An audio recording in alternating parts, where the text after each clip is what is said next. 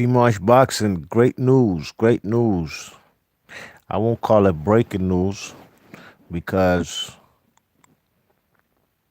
the article I'm reading from, they broke the news first, you know what I mean? But at the end of the day, Canoli's reign as WBO light heavyweight champion is over. Wasn't even 2 months long, about 6 weeks to be exact. In a statement released on Tuesday morning by Golden Boy, Canoli announced that he's going to vacate his WBO 175 pound title. You know what I mean? That's the title that Canoli beat Sergey Kovalev in the 11th round, knocked him out in the 11th round, and that's how he became the champion. So Canoli is 29 years old. His record is 53 wins, one loss, two draws, 36 KOs. And this is great news, you know what I mean? So at least he's not going to be holding that division hostage. You check it. I'll read you some quotes from Canoli. Quote, I know that my accomplishments in the ring have brought pride to my fans and my country. I have long enjoyed my relationship with the WBO and appreciate all they do to preserve and enhance the sport of boxing. This agreement allows the WBO to have its light heavyweight title contested regularly and allows me to pursue bouts against the best opponents, regardless of weight class. End quote. So, with the man Canoli vacating or relinquishing his WBO title, more than likely he's going to go down to 168, possibly 160, who knows? But he has numerous fights, numerous options. He has at least 10 options that he can fight, you know what I mean? From 160 to 168. He has a Triple G trilogy, you know what I mean? There's Bubu Andrade over there on the zone. Um, the guy that he vacated his title for, so Jamal Charlo could become a paper champ. He's over there too, and that's at middleweight. But now we're talking about super middleweight, where he does have a minor tier title, like a WBA regular title, that he beat off Rocky Feldon. And there's options at super middleweight fighting guys like not Rocky Feldon, but Callum Smith, the real WBA champion. There's David Benavidez, who's on the PBC. He's a WBC champ. The WBO champ, Billy Joe Saunders, he's around too. You know what I mean? These fights all make sense. You know what I'm saying? What's the other guy? Caleb Plant. He's also a champion with the IBF title. You know what I mean? So, you know, I think Canoli, the best fight I prefer from him, I would like to see an all Mexican showdown versus David Benavidez. Why not?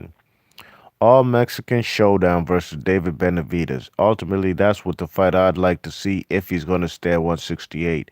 And the reason I think I would like to see that mostly because I just don't see Canoli going down to 160 straight up from 175 to go fight the likes of Bubu Andrade and the likes. If he does go to 160, it'll be gradually. It'll be a process, one step at a time.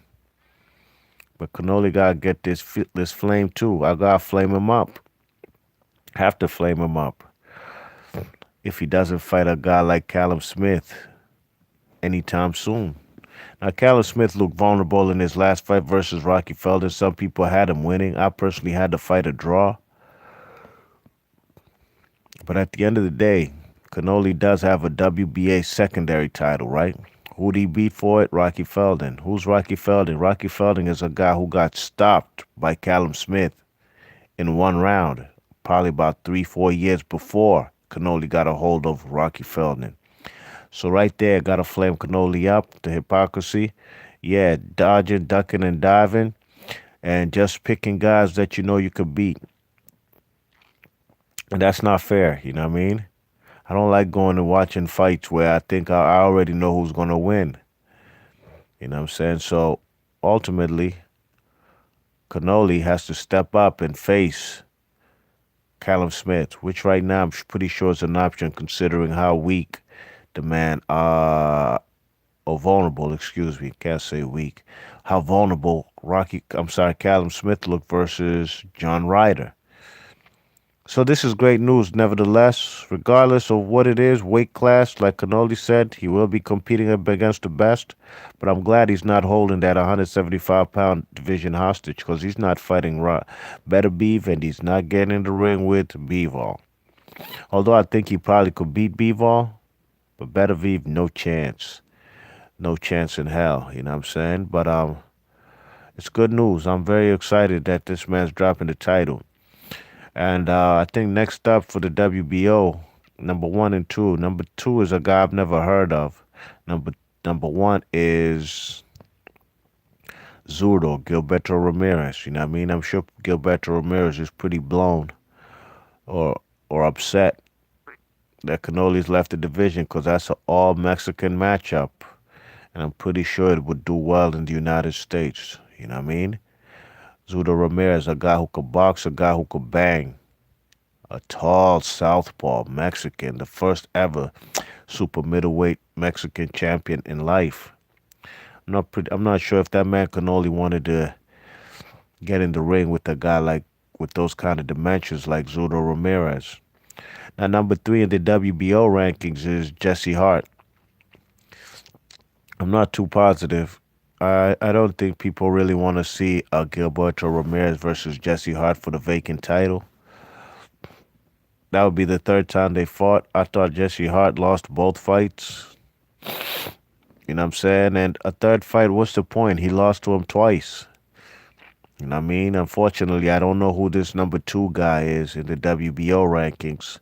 But more than likely, if they do fight for a vacant title, it'll be this guy I've never heard of versus Gilberto Ramirez. What the deal, Neutral Natural? What's happening with you, dog? Salute. Yeah, man, hit that thumbs up too on the way in, on your way out. Good news, Canoli is up out of here at the 175-pound division.